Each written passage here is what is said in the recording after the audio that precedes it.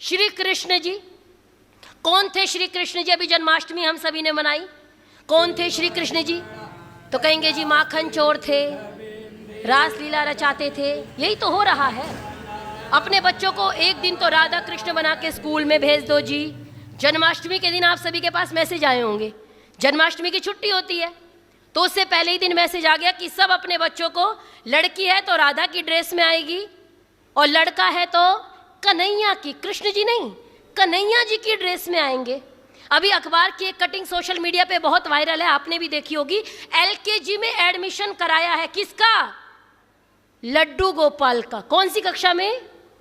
LKG में। आप विचार करो, इससे ज्यादा पतन शायद किसी समाज का नहीं हुआ जितना हमारा हुआ।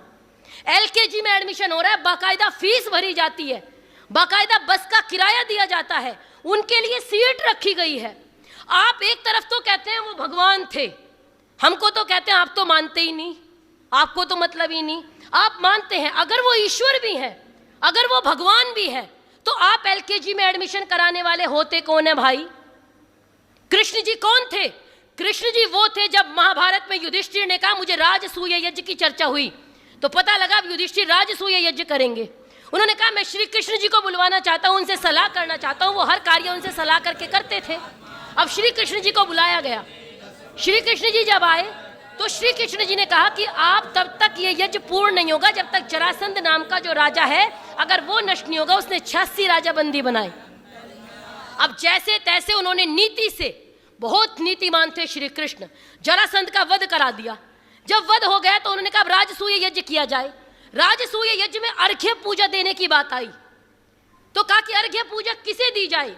तो भीष्म पितामह ने कहा कि इस सभा में वेद वेदांग तत्वज्ञों, कितनी बड़ी बात कह रहे हैं, वेद वेदांग तत्वज्ञों अर्थात वेद और वेदांग के ज्ञाता थे।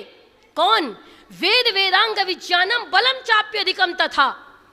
किसके लिए कहा जा रहा है? श्री कृष्ण जी के लिए, जो वेद वेदांग को जानते हैं और